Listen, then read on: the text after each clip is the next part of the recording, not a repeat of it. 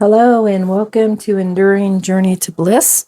My name is Deanne, and today I am going to take a look at an orchid that I have a playlist for from when I first purchased this orchid from Lowe's.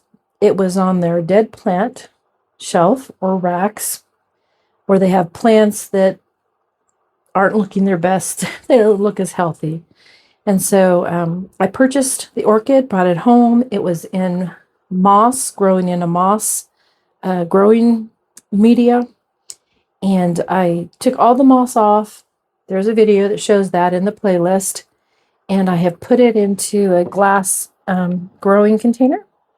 And I have been growing it in water culture.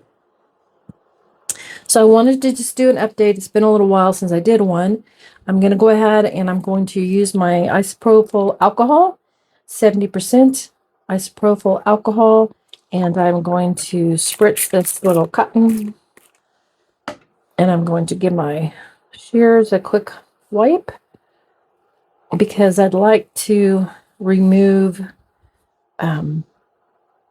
the expired bloom that is still on this plant. So let me grab a paper towel real quick. Sorry, should have had it already here on my little table. So I'll take it out of its growing vessel and we will take a look at it together. I'm going to lay it down for a moment. This is the variety.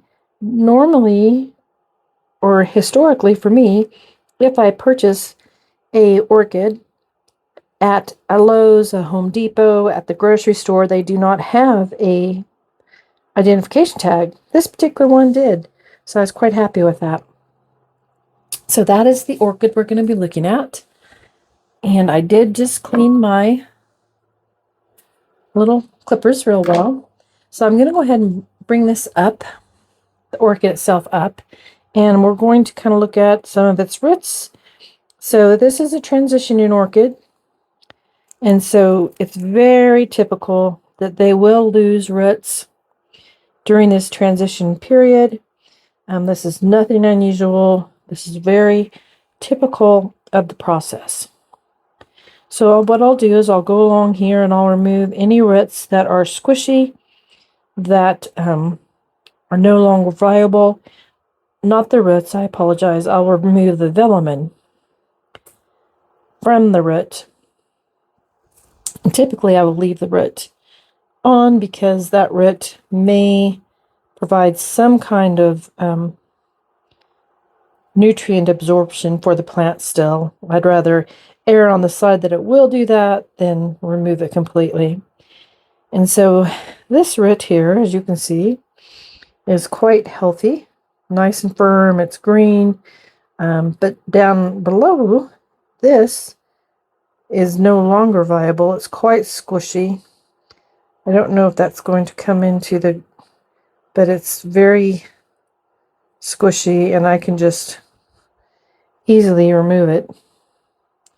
So when it's like that, I remove all the squishy part like that off, and I leave the root intact, and the part above that, as you can see, is still a viable root. So I'll clean up just a little bit more of these roots. Again, this is quite healthy. It's still quite nice. The color's good. And these dark colorations are actually holdovers from when it was in the moss. So I'm not concerned on those either at all. So any of these that I know are no longer viable because they're squishy and the velamen comes off just looking quite messy. Those I am removing to help this orchid as it continues to transition. So this orchid, like I said, I do have a playlist from when I originally purchased the orchid.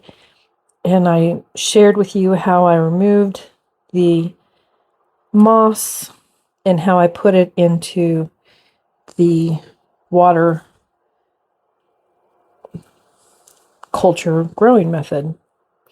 If you are growing orchids and you like to grow them in bark, please continue to do that. Do not change what works for you just because I share some different ways that I am growing some of my orchids. If it works for you, keep doing it. I have orchids still in bark, and I have some orchids that are in water culture, and I have some orchids that are still in a moss media. So it kind of depends on the orchid. It depends on my how adventurous I'm feeling with a particular orchid, what I want to try for that orchid.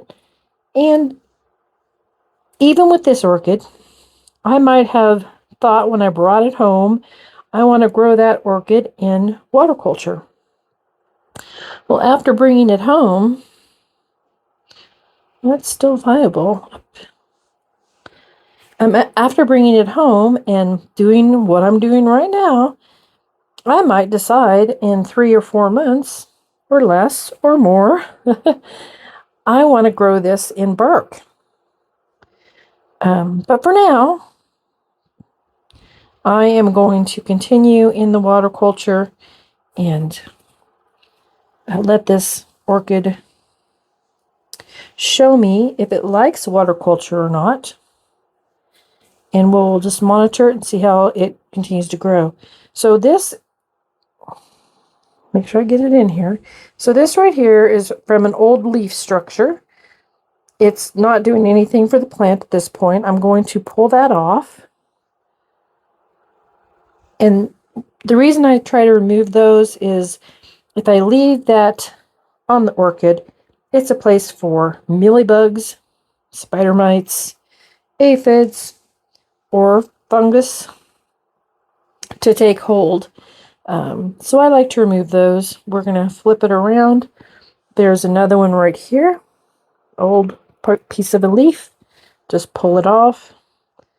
And let's see over here, there's a little bit more right there. Just pulling it off, cleaning up the orchid a bit to give it the best chance I can, or that I feel that I am, for it to grow healthy and for it to continue to live a good life, as they say.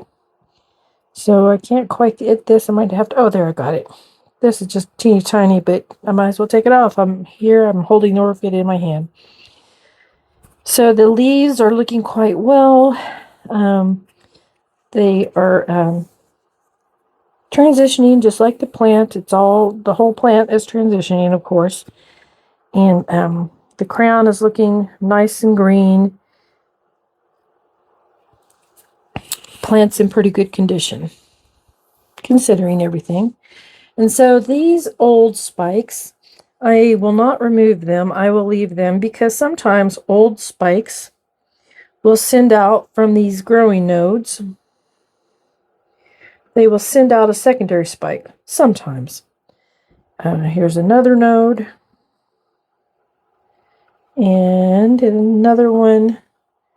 So I don't remove these spikes, even when they're done blooming, or I think they're done blooming. I don't remove them until the plant has pulled all the nutrients from the spike back down into the crown.